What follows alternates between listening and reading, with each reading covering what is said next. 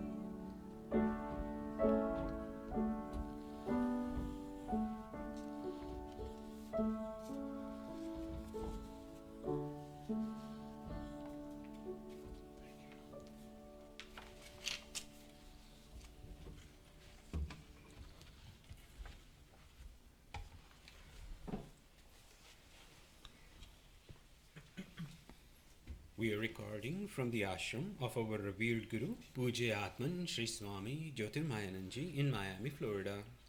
Today is July the 25th, 2018, Wednesday evening, and tonight Swamiji will be lecturing on Yoga Vasistha. This is series 2018, class number 59. And now Pujya Atman Sri Swami Jyotirmayananda. Om Brahmanandam Param Sukhadam Kevalam Jnana Murtim Dvandvatitam Gagana Sadrisham Tattvamasya Laksham Ekam Nityam Vimalam Achalam Sarvadhi Sakshi Bhutam Bhavatitam Trigunarahitam Sadgurum Tam Namami. Om. Adorations to Sadguru, who is Brahman, the giver of supreme bliss, embodiment of pure consciousness, one without a second, vast as the ether, infinite, eternal, beyond the three gunas and their modifications, the supreme preceptor. Yoga Vasistha in Utpatti Prakarana, towards the conclusion of section 61.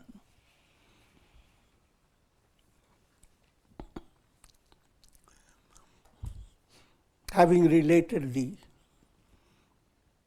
extensive story of Leela, Sage Vasistha is giving profound insight into Vedanta philosophy. Vedanta means Ant of Vedas.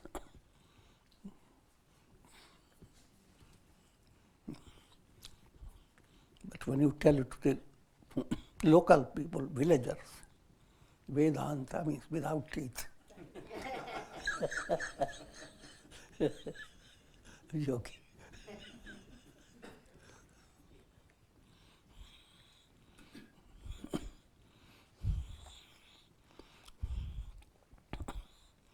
And of course, Vedanta word has gone into. Lord Ganesha has only one tusk, because two tusks represent duality. The one tusk broke, there is only one tusk. So Ganesha leaves you to only one tooth. Tooth, that is truth.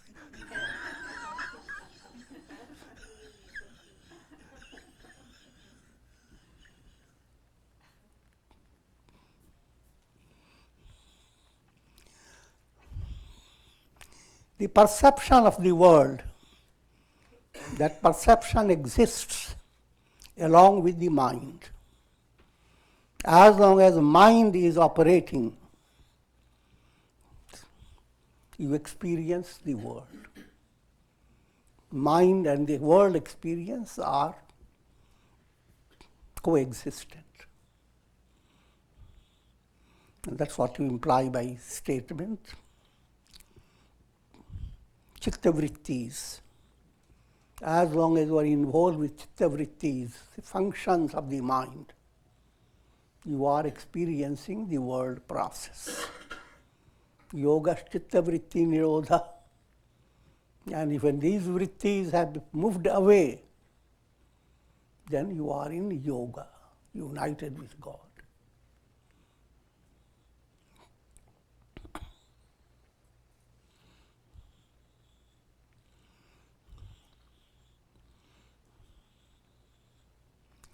An aspirant brings about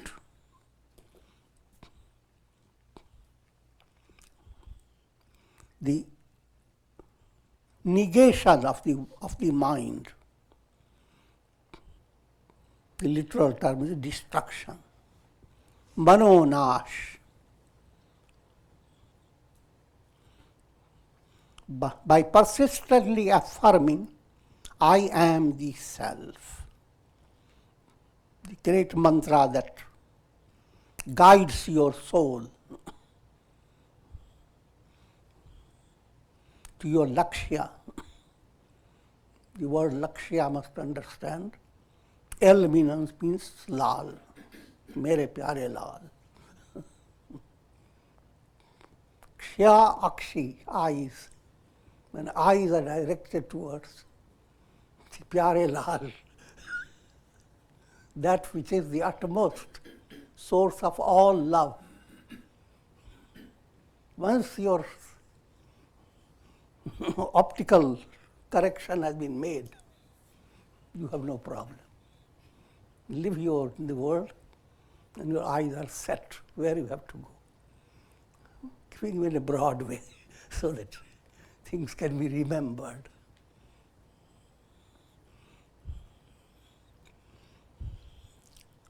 And if you are following that lakshya, Godward movement, then you go through 3 big chapters, 3 stages.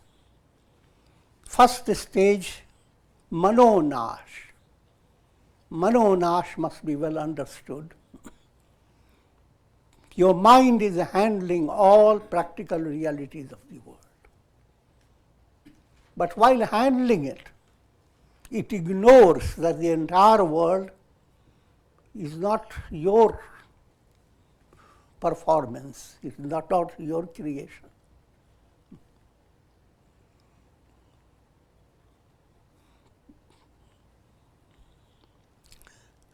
And another point, you do not experience happiness from the world.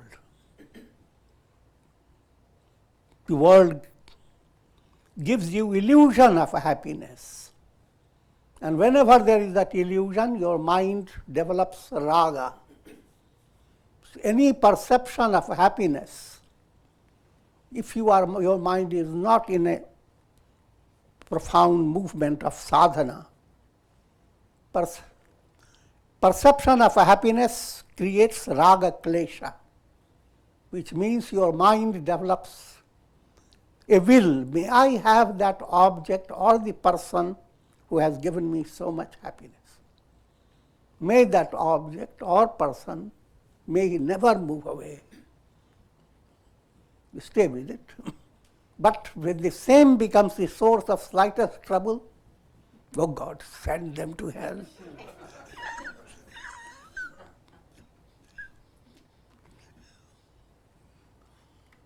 So, your mind is building up impressions that are confused. There's no clarity behind them. When you are saying, I want things that give me happiness, and the things that you imagine, they are not settled within your own mind. You don't really have that experience about anything that has given you profound satisfaction.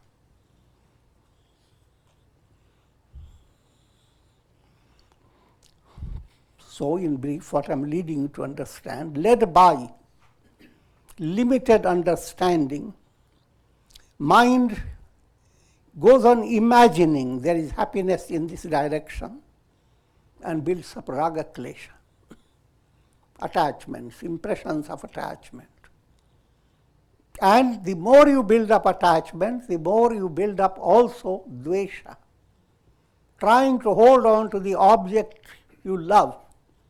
That's the biggest challenge in life. Then you have to watch the object where it goes.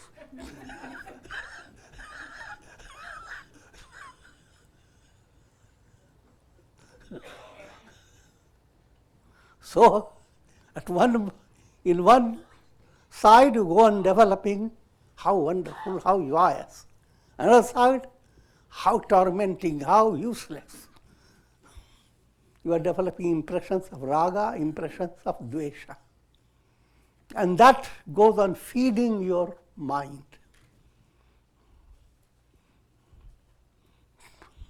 Now, with spiritual movement, with deeper insight, when you have to open your eye to your lakshya, what your goal is, you are not deluded by the idea that happiness can be secured from any object or any person, not even out of your own personality. Your body is not really a trustworthy support for you.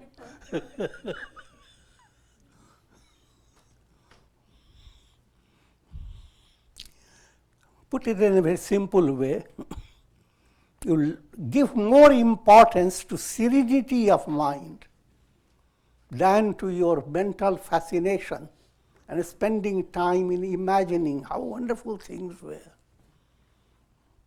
and how miserable I have become.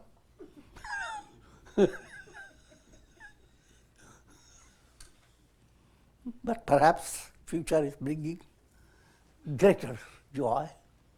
That's normal, this type of thinking. When we say these high teachings, it doesn't mean that you suddenly dump all your problems, but to go on understanding it. That understanding gives you a room for your building up inner strength. Now coming back again, if mind gives more value to serenity and less towards attachment and hatred, so much so attachment and hatred situations, they simply become like a wind blowing in a forest, and you are a tree. Same wind that could have broken the tree and rooted it out, now the wind has become breeze, and the tree is swaying, but each sway is strengthening the root. When you have a raga, you begin to envision God is giving you a taste of joy. So you let your head move in one way without twisting your skeletal system.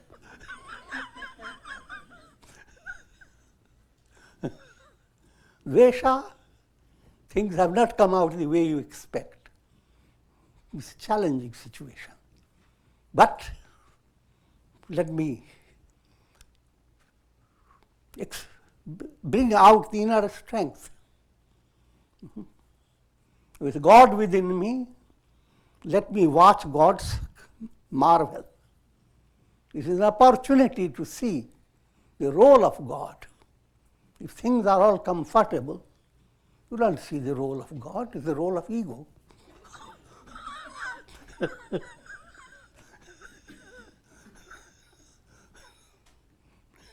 But in challenging situations, you are in a plane and plane has come into turmoil.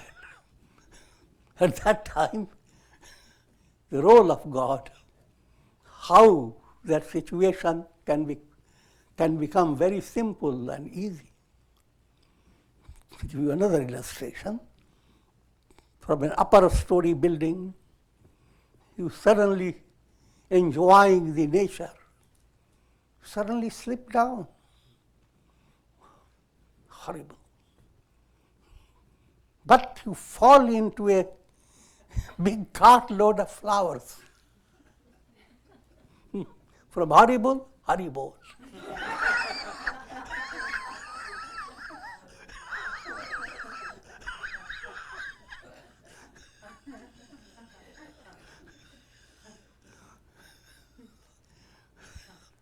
So it is adversities and challenges.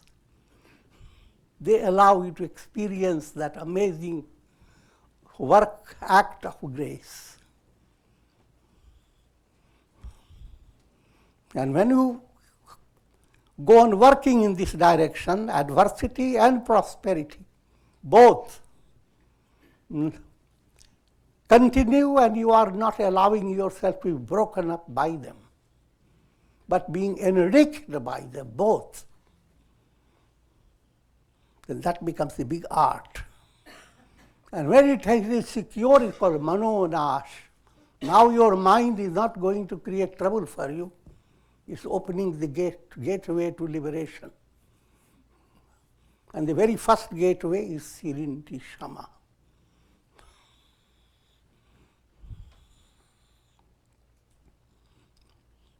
And Manonash will lead you. Rather simultaneously, as Manonash goes on, vasanas continue to change.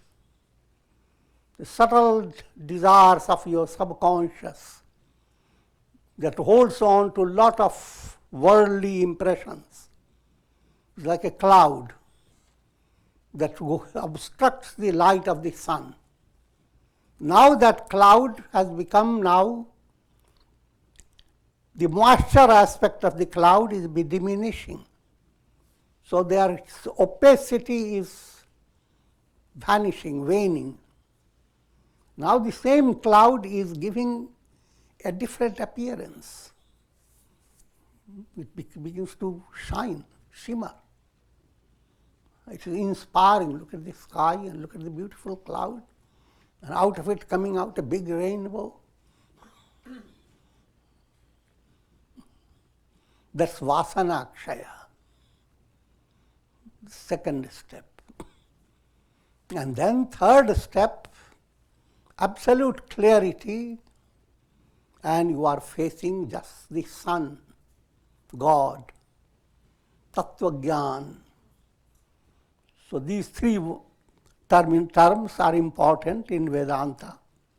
Manonash, Vasanakshaya and Tattva Gyan.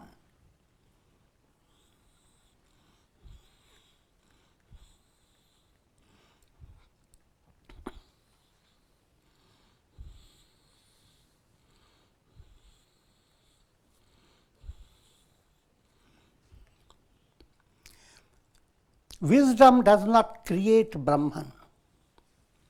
It reveals the reality behind all that exists by removing the veil of ignorance. Now, another point to understand. For attaining anything in this world, you have to work hard. And there is simple formula for it. No pain, no gain without pain.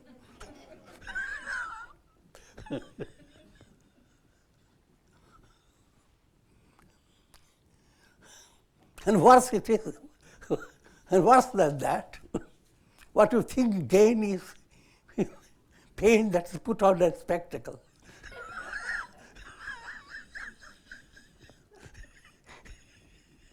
It's the same pain that you are considering it as gain. And that's the Leela of the world. So,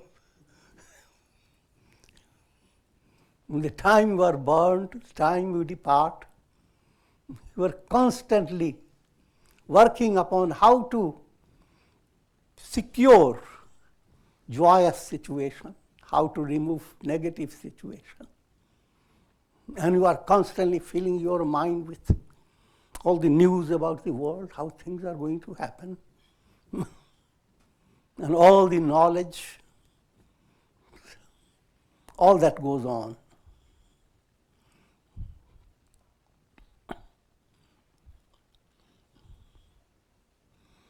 But all that goes on through your mind is what's called Leela. God is behind all that you are experiencing, but you are unable to understand that all this is nothing but the divine self. In dream, all that you experience is your own consciousness. But, that word but comes like a shark, bugger.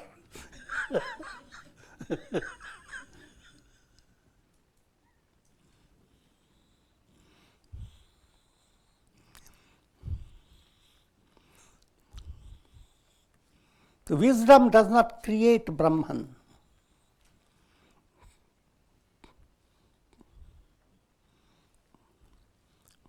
When clouds move away, light shines.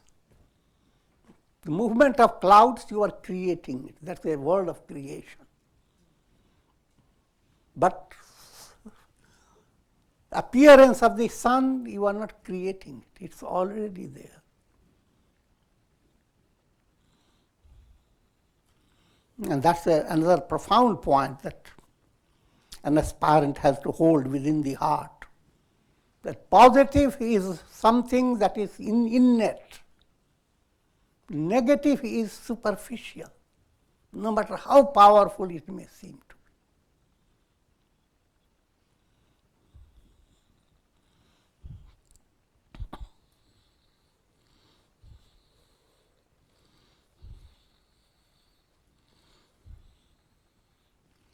As a person develops detachment towards the objects of pleasure, he continues to advance on the path of wisdom.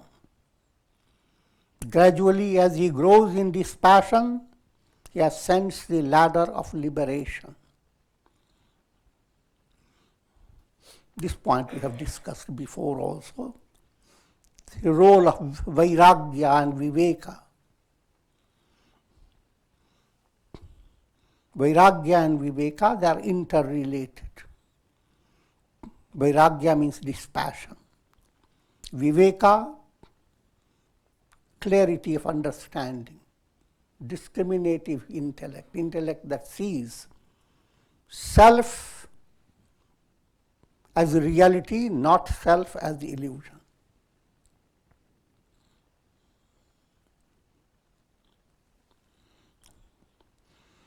And therefore, if you are moving towards that process of manonash, vasana, kshaya, you will experience increasing vairagya. And just to give you a simple way to understand, as Raj Yoga has presented it, vairagya has 4 stages. Firstly, vairagya is of 2 types, lower vairagya and higher. Higher is supreme vairagya. Lower vairagya, you are developing vairagya while being involved in the world process.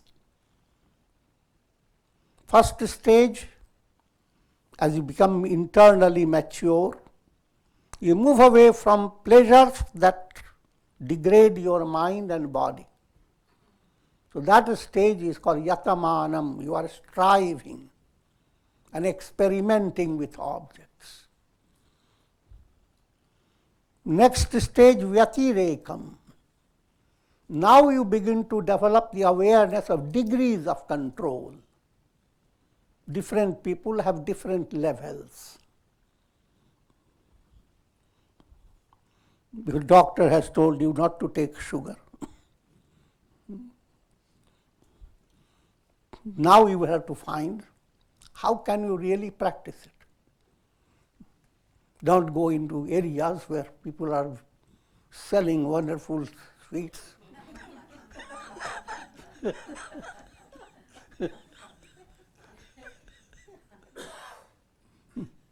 And you begin to develop your own by experience how much you can secure your safety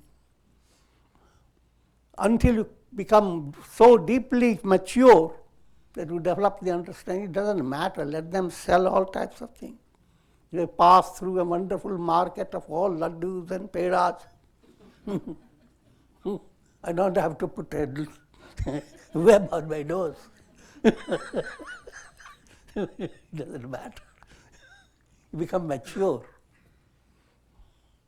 So, that's the second level. You begin to understand the degrees of control. Third level, ekendriyam. You have controlled. Senses are not going to bother you. Your mind has been made up. You have made up your mind in such a way that you are not dependent upon. You are not helplessly affected by your desire, the whims of your senses. And that ekendriyam leads you to the state where you understand the whole mental process is under your control. You are the master. Up to this movement, it is called apara vairagya, because still you are not really fully realize that the world that you are practicing, the world where you are practicing all the control, that world is Maya.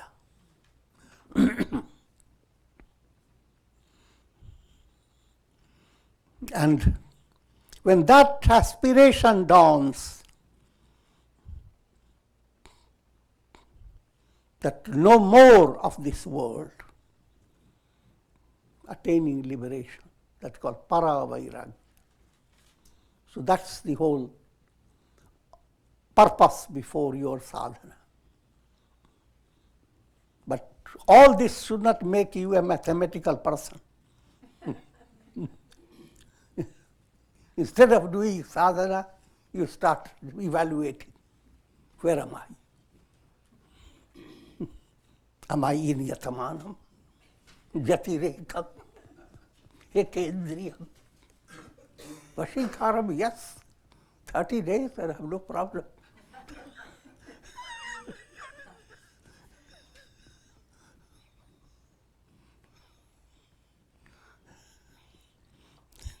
I'm joking, but it's good to understand that when you sadhana creates a spiritual movement, and a spiritual movement puts things in order without your working for it. Just like vitality flows to the tree. Tree doesn't have to work for it. But everything happens in the tree in perfect scientific precision. When you study all that, then you have to study all the mathematics about it, all the science about it. In certain stage of sadhana, all that study helps you to be patient.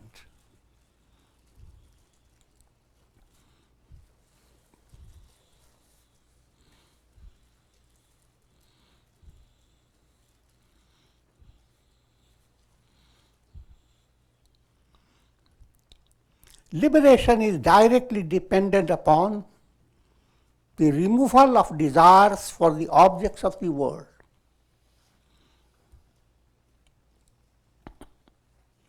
When the very ego sense is removed by the light of intuitive knowledge, all desires become extinct and the individual becomes one with the cosmic self.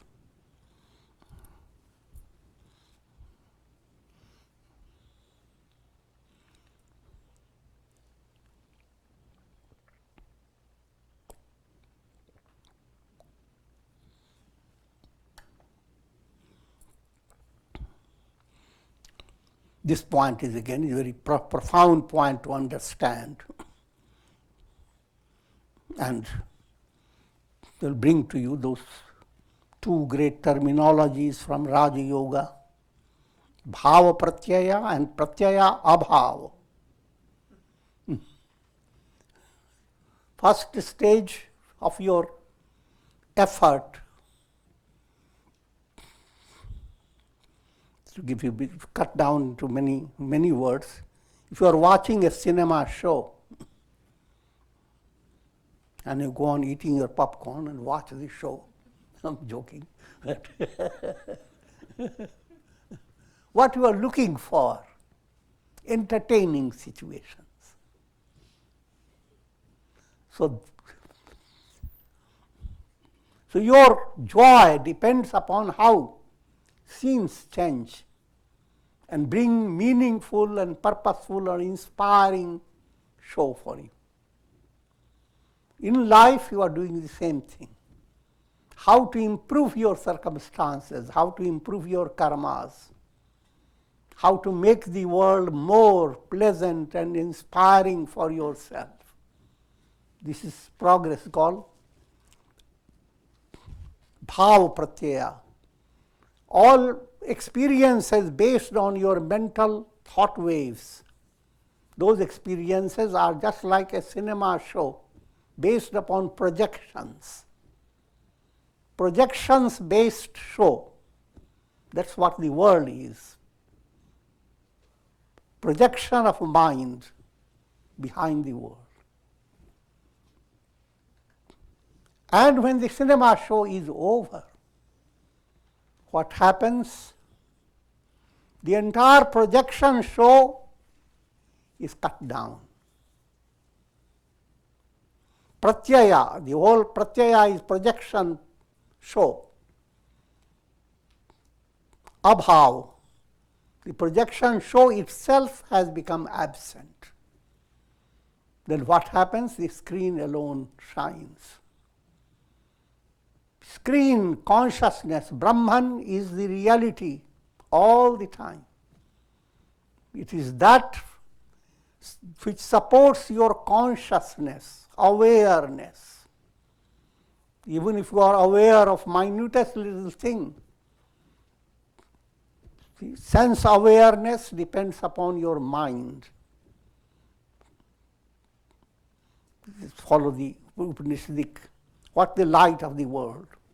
First stage of light, senses. What's the light for the senses? Mind. What's the light behind the mind? Intellect. What's the light behind the intellect? Awareness. That awareness is like the screen. And that screen becomes the basis that gives the reality to all your mental projections. If screen is not there, projections will have no meaning. So, when you do not have attachment to the projections of the world, this whole presence of projection, your mind, you have come to a stage of not being drawn to it. Then it's called para vairagya.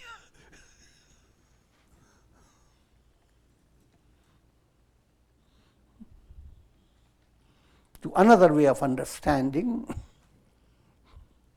vairagya, coming to that stage where you don't hold on even to your ego. Self-effacement is practiced by you, it comes in your consciousness, and you allow it to happen to an extreme measure. And that's what every mantra comes in Namah. This is not me. Me, I, me and mine to be effaced. That's what happens when you are in deep sleep. Your ego is not there. Therefore, all the burden lifts up from your consciousness. You can have the same experience and more if you allow your intellect to become intuitional. All the burden of the world, all that your mind is projecting, that mind itself is a magical power emerging from Brahman. And therefore, liberation is when that is pratyaya bhav, all the mental process moves away. That's what is described as manona, Shavasana, kshaya, tattva jnana.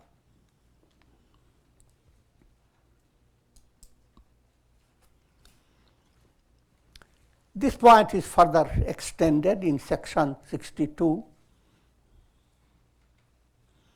Sri Vasistha continued, O Rama, divide an atom into a millionth part.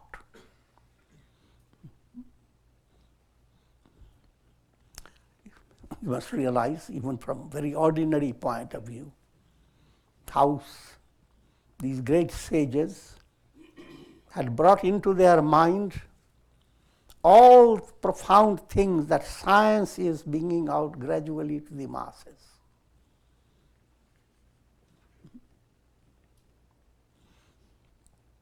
Even Ganesha is Musakvan. He's the source of all knowledge. But what does he sit on? A rat. In the modern world, all the computers, etc., what do they sit on? The mouse button.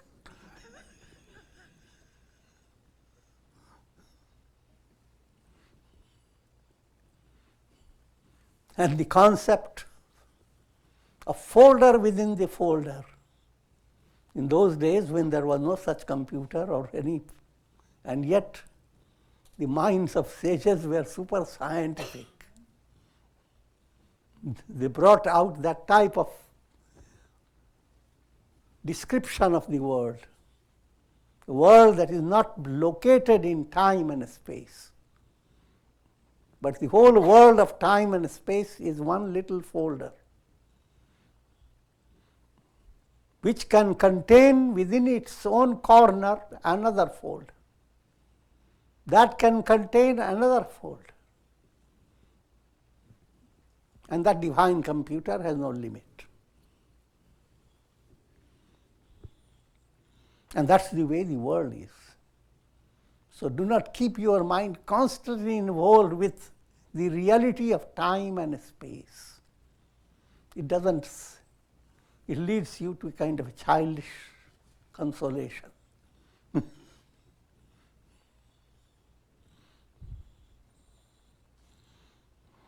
So now Vasistha is saying, divide an atom into a millionth part. Even in that minute fragment, there exist thousands of world systems. Can you imagine the whole universe, whole cosmos? It's just little atomic, not even atomic, millionth of an atomic space. Certain point, space doesn't have reality. When you're dealing with computer, space has no reality. Every file can open up and bring countless informations. And if you are asked where were they were hiding.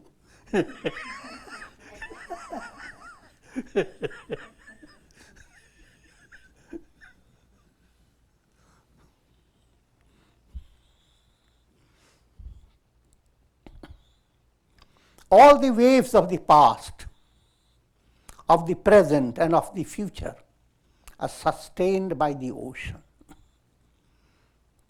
Simple examples are being given. In the same way, all possible creations in the past, present, and future are contained by pure consciousness.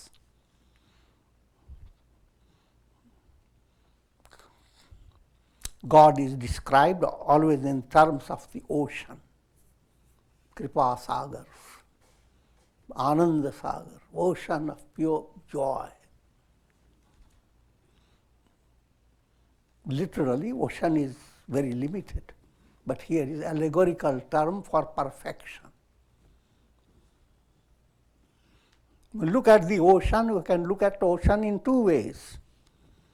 Go after a wave and go into its history, where it came from, how much it has traveled, where it is heading to, who are its papas and mamas and relatives. You can create all the drama. But behind all the waves, the reality is the ocean. Behind all human beings and all souls and all their stories, there is the ocean of pure awareness. So instead of going after the wave type of study, go after the ocean. If you go after the wave, you are using Vishaya vrittis, thought waves that are drawing to you perception of objects. But when you advance, your mind goes into an intuitional movement called Brahmakara vritti. In that movement, the mind diffuses itself. In Brahmakara vritti, what you are holding on,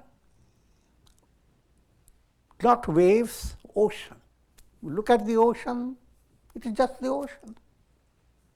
Look at the one person who has created a million of data about the ocean. bringing to you, say, oh, I know, it's all ocean.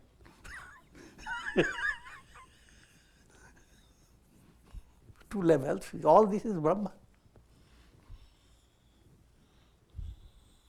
And mind has to develop that type of intuitional flow. Instead of going after too many datas of the world, go after absolute reality. And how can you go after? Follow your own experience. How do you go to sleep? Relax your ego. In Hatha Yoga, you learn the art of Shavasana.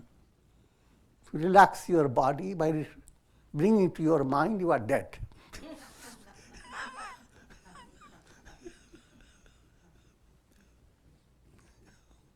Now bring to your mind, your mind is dead. Dead and gone.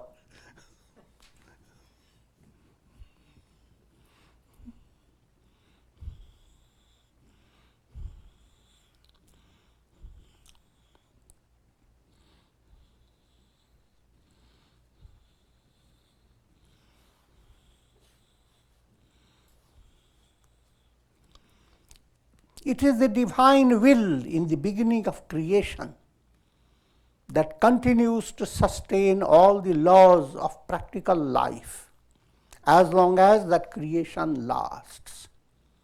This is a statement not from the highest level to match up with the human mind, because human mind always wants to understand.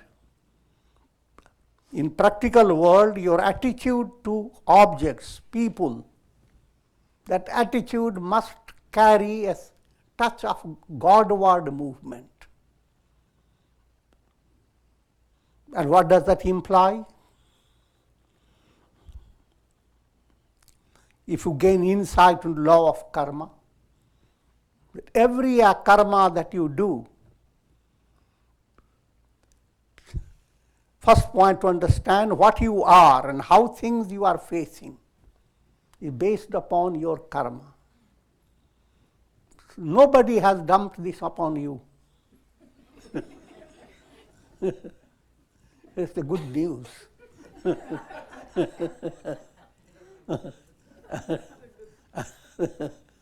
A discovery that you have been responsible. And therefore you have that whole possibility to improve upon it. If you eat a lot of food, you can't ask somebody to digest it. You are responsible.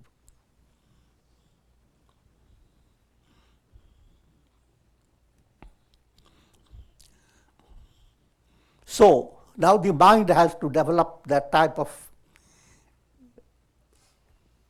understanding while working with this practical world, that behind every happening there is a God's law. Brahma is behind everything. The entire world has emerged out of his will, and he will not make any swill. His will work precisely.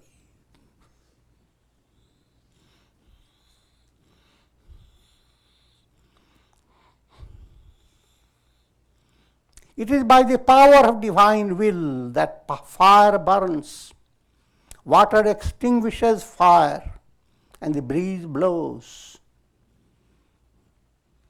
And it is the power of God that manifests in the whole creation. So that attitude now puts you in a different level. The world doesn't become a source of constant sorrow and misery,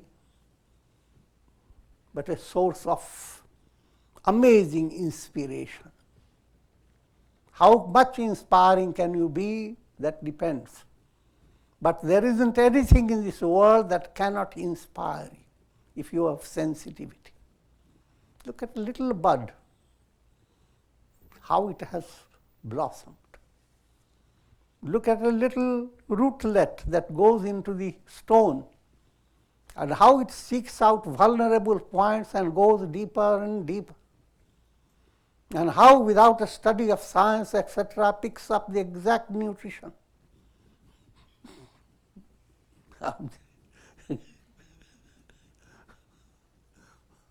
The more you go into it, depending upon, again, the world provides you absolute relaxing.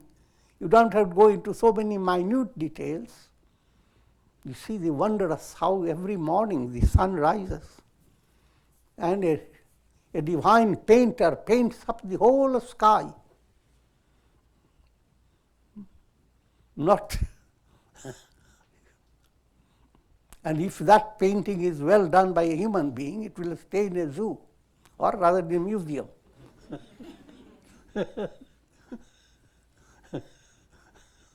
And people go into the museum, see some picture done by a person 100 years ago. I say, what a wonder.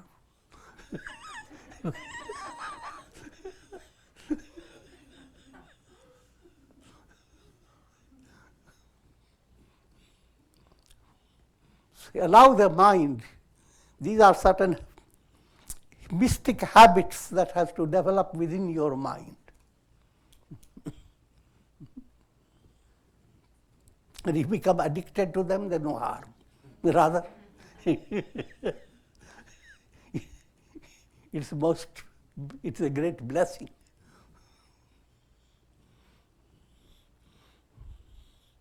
So much so, the world becomes a constant support for your Godward mind. The world is singing the names of God through every bird, through every black bee, through every blossoming flower, the breeze, and through all living beings and how they flutter their wings and how does their life expresses. All that can be viewed as a source of immense glory of God. This point has to be kept in your view.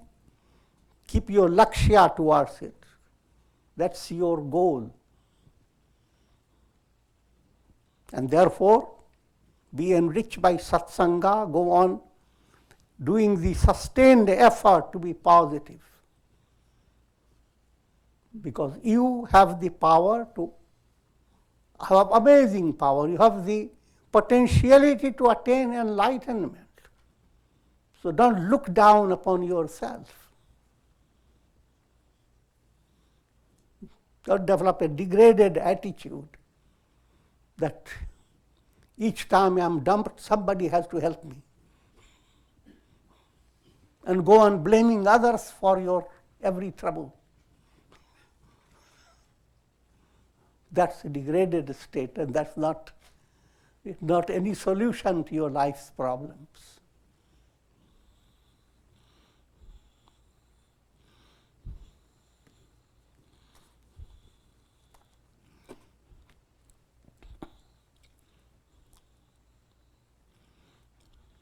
So the world is filled with divine glory. That's what Gita describes, vibhutis of the world. And develop that type of mind. Go into nature. Take some friends with you.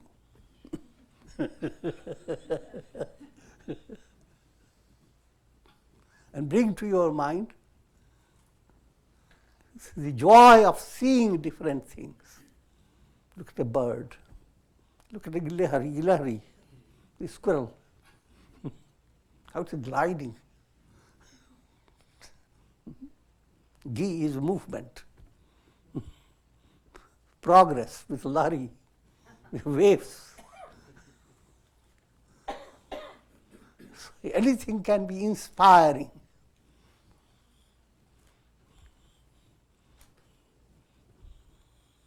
But unfortunately. See people walking together, talking about all miserable things.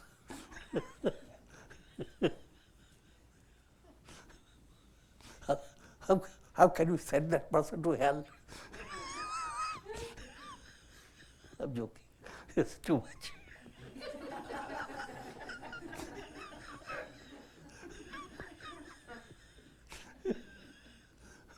We shut out all the beautiful things before you, and the mind is going after. I will not go into that detail, but coming back. Same Brahman is described as a Mahasatta. Satta means existence, absolute existence. All things perish. God is indestructible, is Mahasatta. Mahachiti, God is described as great consciousness, pure consciousness.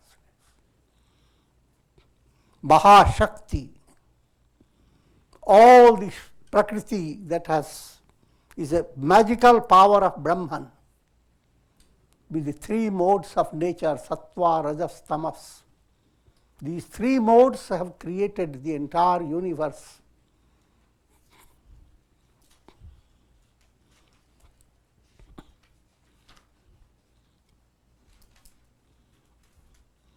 And God is Mahadrishti, great vision. The real vision within you is vision of the Absolute. Who is the seer? That's what the Upanishad asks. Who is the hearer? But stay with the seer. Who is the seer? Who is seeing all this? Who is experiencing it? You say senses, but you are senseless. Because it's the show of mind. Senses are not existing separately. And who is experiencing through your mind? Your buddhi, your understanding. Now, where does understanding come from? Who is supporting it? Absolute intelligence that supports the entire universe. Every moment of your life, the seer within you is God. The hearer is God. The real subject in you is the absolute self. And this should be held in your understanding, and you work upon it with patience. Then your life becomes meaningful.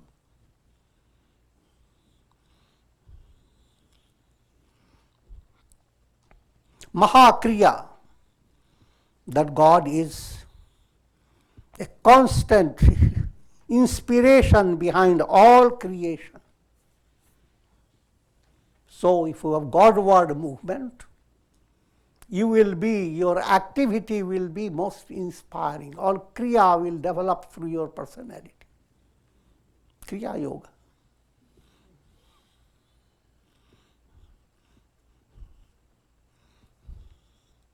Kriya relates to things that are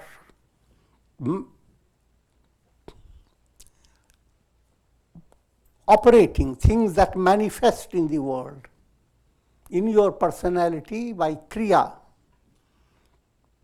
you lead your body to a healthy state. Your mind and senses, you control them. That's termed as Kriya Yoga.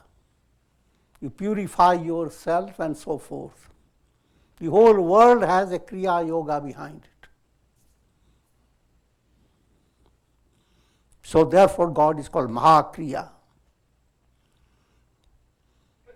God is called Mahodbhava.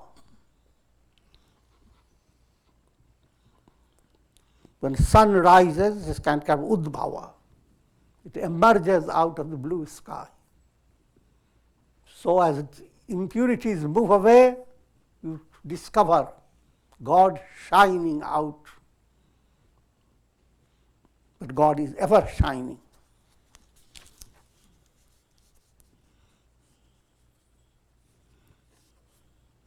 God is called Mahaspanda. Mahaspanda,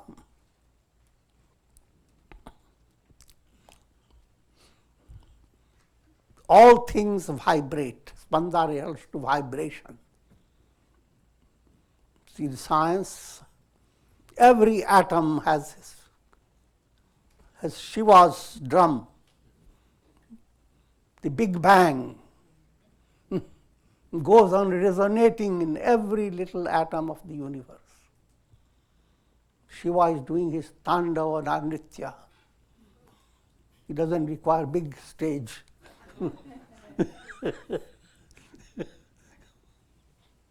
In every atom, the dance goes on. And his drum sound is resonating in everywhere. Siya Ram Mai Sab Jag Jani. The whole world is permeated by God. Listening to this type of statement, working upon it, that is the great resolution to your all problems.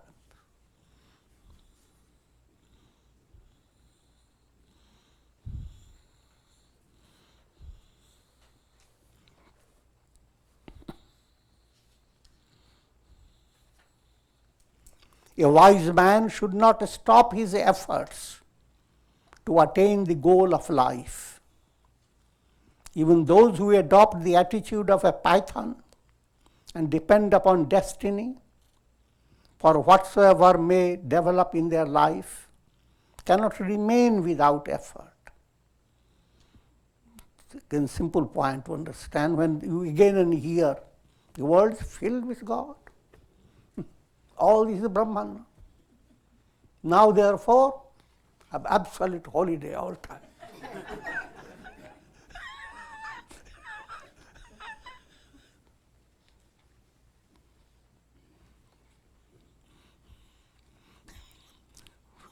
That attitude is absolutely childish, foolish. Because if you do that, you are hypocritical.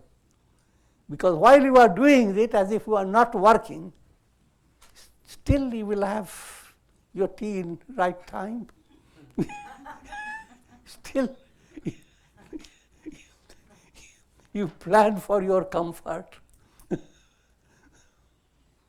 Still you are attached to little things around you that has given you comfort. So now all mind that was engaged in creative way has now become shrunk, and it is to your detriment, taking recourse to inactivity in the name of spirituality. That's going backward.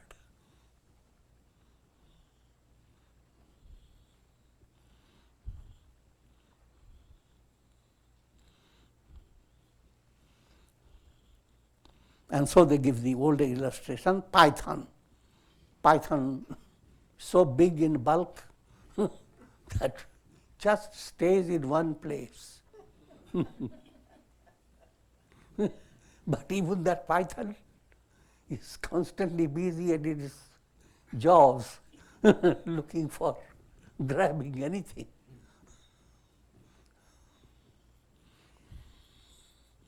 So don't be a python.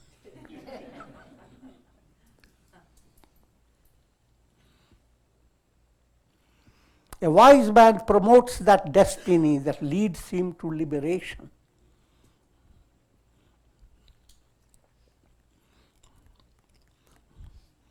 Just to give you a simple way, most people talk of karma, karma.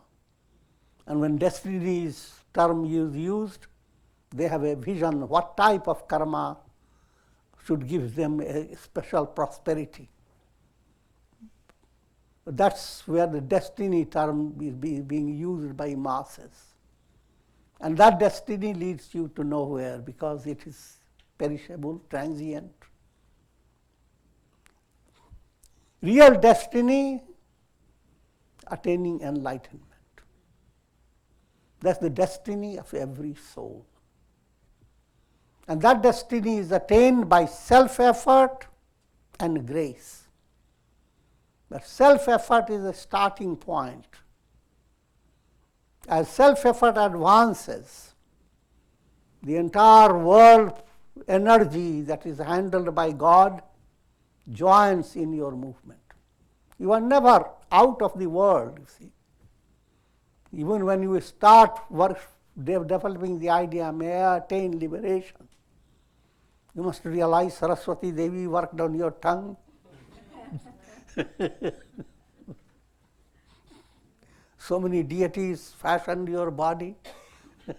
The whole universal forces are involved in bringing you to that stage.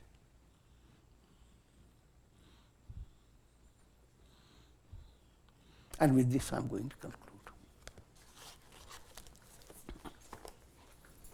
Om Purnamadaha Purnamidam Purnat Purnamudachyate Purnasya Purnamadaya Purnamevavashishyate. Om Shanti Shanti Shanti. Hari Om.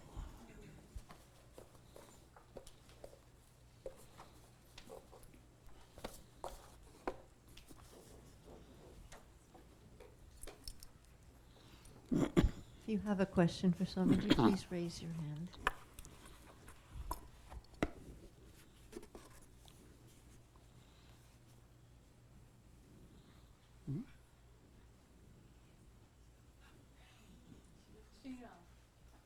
Of course. How could you forget? Okay, you have to take this out there.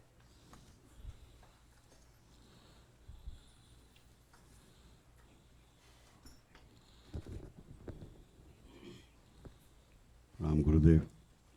Gurudev, once in the initially, the higher level, we say that it has been stated that Brahma Satyam Jagan Mithya, and then now on a lower level, the world is the glory of God, all the manifestations. So is that as a heuristic method to remind us by smriti that whatever we see is not real, but it's God working through it? Is that the purpose?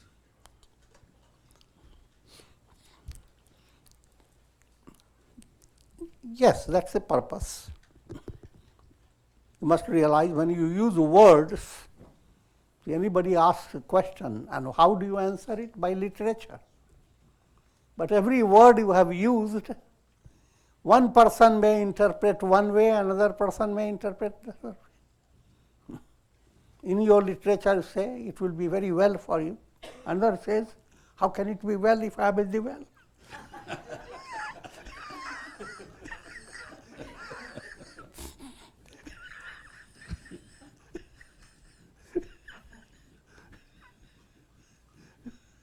So that is always there. Is people interpret according to their angle, and they are benefited in different levels. But descriptions are important. You should not view your whole sadhana without any inspiration. The whole world is mithya, so wait until this mind has understood all mithya. But in order to understand the world is mithya, mind must be positive. So, this world is same Brahman that you are going to meet, inviting you to come to the heaven. This world is an inspiring set. It's the glory of God. Even before you reach God, before you reach a sandal tree, you begin to smell the fragrance. So start smelling that fragrance. Start envisioning the divine in all things. As you go on doing that, the process becomes direct. So while facing a relative situation, words are to be used. Even though in an advanced way, they are all negated. Even Satchidananda is negated. Satchidananda word is being used through your mental concept. But all concepts are transcended when you attain liberation.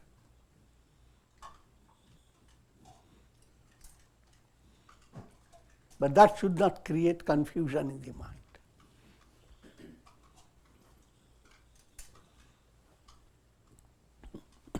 When you go to sleep, you work with your bed, work with your blankets and all sheets, etc. Someone tells you, when you sleep, all this doesn't matter.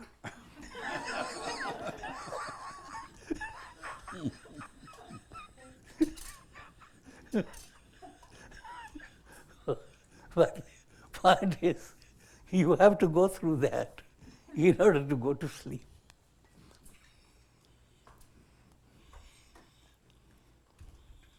Gurudev, you discussed that the mind is the power of the Brahman, and then we are trying to do manonasha. Is that just the mind that is involved with raga dvesha? So keep the mind just for worldly events, but not the grabbing tendency of the mind?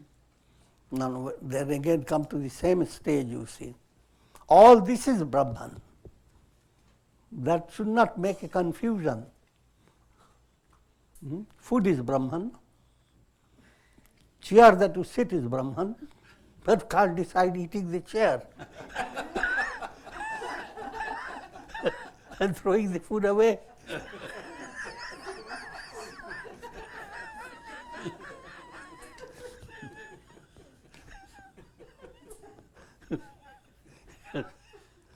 Understand, the literary expression has to be understood well, and you work upon it with common sense.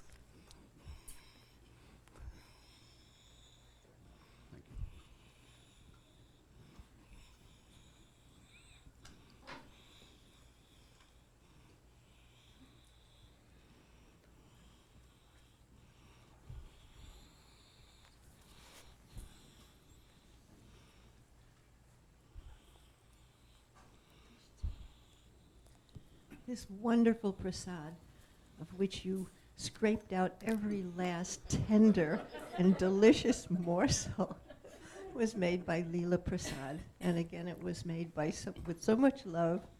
Again, no sugar, no calories, just perfect love.